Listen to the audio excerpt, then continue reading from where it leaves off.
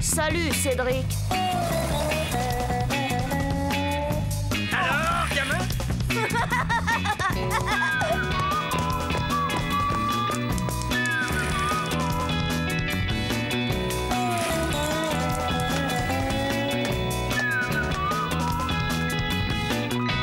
Quelle vie on mène tout de même quand on a 8 ans.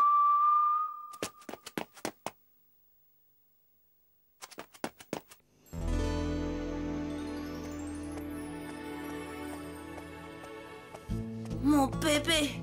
Non mais, quel fichu caractère. C'est pas croyable. Et faut pas compter sur papa pour arranger les choses.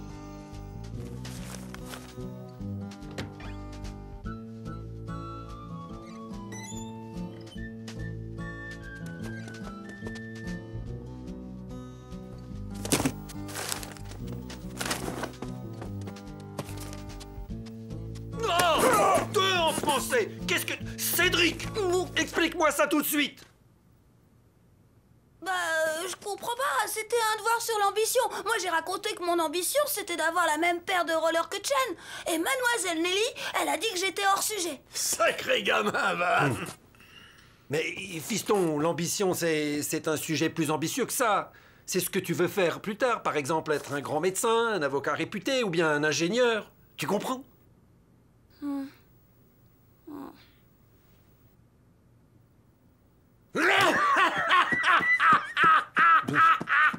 Ce n'est pas en ayant posé des rails toute votre vie que vous risquez de donner à votre petit-fils l'exemple de l'ambition. Ah, vous, le vendeur de carpettes, je ne vous permets pas, hein? Pour la 100e fois! De tapis, pas de carpette! De carpette, de tapis. Avouez que, comme modèle d'ambition, le gamin mériterait mieux que ça, non? Oh, mais si, bon père, j'en ai de l'ambition. Une ambition grandiose, celle de vous voir partir à l'hospice. Robert! Mais Marie-Rose, ton père prend un malin plaisir à me ridiculiser devant mon fils. Moi?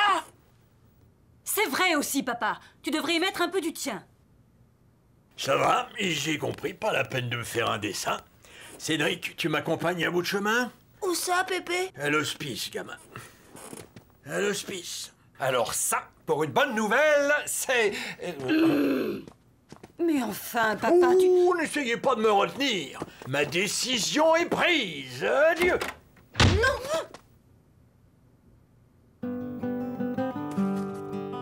Du coup, mon bulletin était passé aux oubliettes. Ça, c'était le bon côté des choses. Et puis Pépé, c'était pas la première fois qu'il disait qu'il partait. Alors comme à chaque fois, maman a appelé l'hospice. Non, Madame Dupont, nous n'avons pas vu Monsieur Boudinet. De toute façon, à chaque fois qu'il vient pour retenir une place, il change d'avis dans l'heure qui suit. Maman, ça l'avait pas rassurée. Elle se demandait où était passé Pépé. T'inquiète pas, chérie. Pépé est certainement chez un de ses vieux amis. Il rentrera plus tard, j'en suis certain.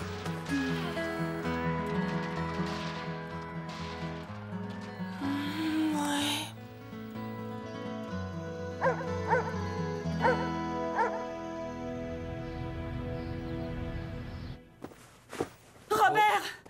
Papa n'est pas rentré cette nuit. Pépé? Il est resté dehors toute la nuit? Oh! Papa! Maman! Il y a un mot! C'est Pépé qui l'a écrit! Ma chère fille, cher gamin, la vie sous le toit de mon gendre m'étant devenue insupportable, qu'est-ce qu'il faut pas entendre, j'ai décidé de reprendre ma liberté. Je vous donnerai de mes nouvelles régulièrement. Je vous embrasse, Pépé. Mais comment va-t-il se débrouiller tout seul? Allons, sois tranquille, il ne tardera pas à revenir, c'est sûr. N'empêche que tout ça, c'est ta faute, Robert. Oh! Sacré Pépé! Il n'y en a pas deux comme lui pour faire un truc pareil. Mais malgré ce qu'avait dit papa, j'étais quand même inquiet. Et puis, j'étais un peu responsable de son départ.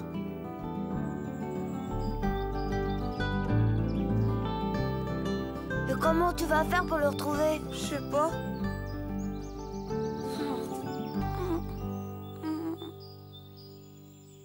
Je sais, le coup du chien policier. Quel chien! J'ai vu ça à la télé. On donne des vêtements à flairer aux chiens et c'est parti mon kiki. Génial! Enfin, génial si on peut dire. Parce que le chien, je vous dis pas. Caligula!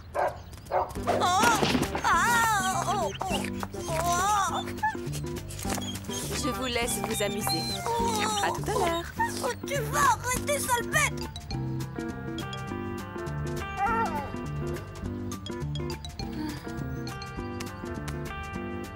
Là, c'est mieux. Allez, on y va. Oh.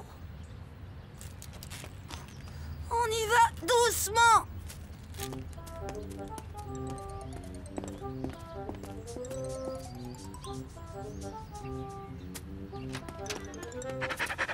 Ouais, terrible avec ça. Si ce chien ne retrouve pas ton grand-père, c'est vraiment qu'il a un flair pourri.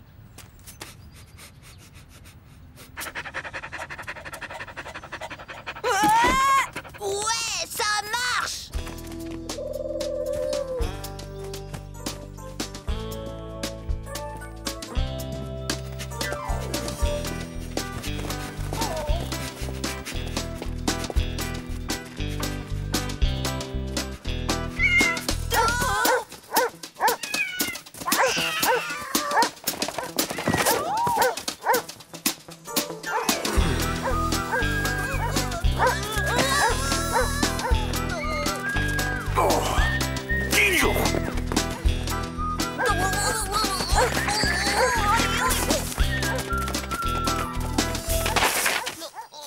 Banane, t'as perdu le chien. On va se faire enguirlander par la mère Bertrand. Bon, on prend chacun un côté et on cherche cet idiot de chien. Caligula! Caligula! Pépé? Mais qu'est-ce que tu fais là? Et comme tu vois, gamin, je cherche des œufs de Pâques. Des œufs de Pâques? Mais on est en septembre. Et alors, j'ai mis le temps à me décider, voilà tout. Allez, Pépé, rentre à la maison. Et pourquoi ça? Maman serait tellement contente, même qu'elle a dit qu'elle préparerait un super repas pour fêter ton retour. Vrai?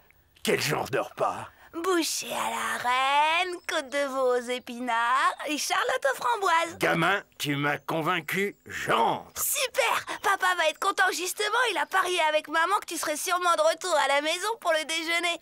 Il a dit ça? Alors je ne viens pas.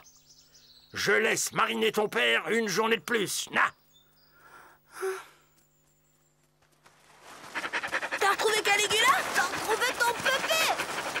Alors je vais rendre son chien à la mère Bertrand! Pépé, c'est quoi tes chaussures? Et c'est à cause de ces abrutis de chats. Je vais t'expliquer, gamin.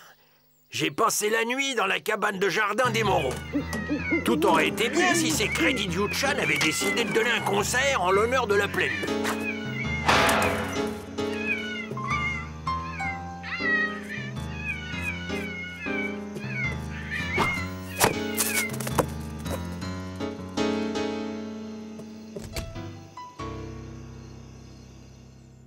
Bref, j'ai mal dormi. Et au petit matin, impossible de retrouver mes chaussures.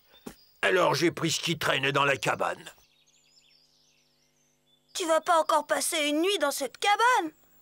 Bien sûr que si. C'est vrai que le transat des Moreaux est rembourré avec des noyaux de pêche, mais il faut ce qu'il faut. Écoute, Pépé, et si tu venais passer la nuit dans ma chambre, je dirais rien à personne. Après tout, d'accord, gamin. Bon, ce qu'on va faire, c'est que tu vas venir à côté. Alors, Pépé et moi, on a mis un plan sur pied pour qu'il rentre à la maison sans que papa et maman s'en aperçoivent. Chérie, tu ne peux pas dormir? Non, impossible, je ne peux pas.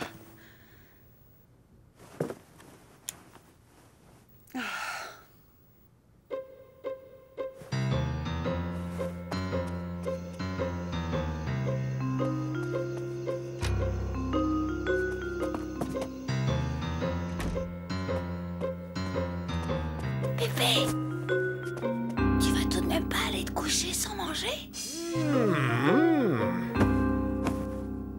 Faire manger Pépé, c'était pas vraiment la bonne idée.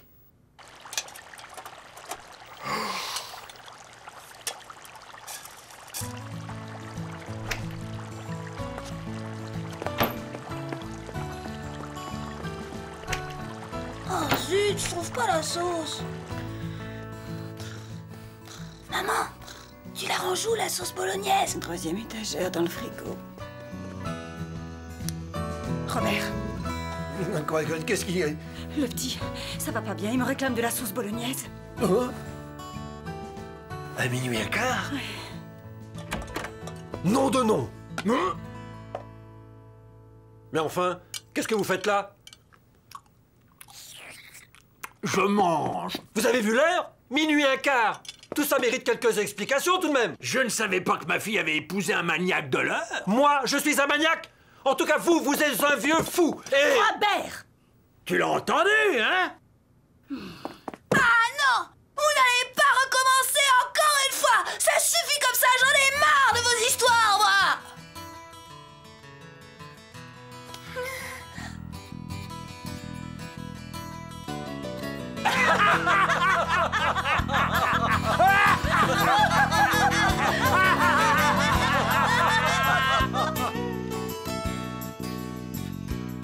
J'y étais allé un peu fort. Mais comme dit Pépé, faut ce qu'il faut. Parce que dans le fond... Papa, il était drôlement soulagé de revoir Pépé. Et lui, bien content de retrouver la maison. Maman aussi, elle était toute joyeuse. Jamais papa et Pépé ne se sont si bien entendus que ce soir-là.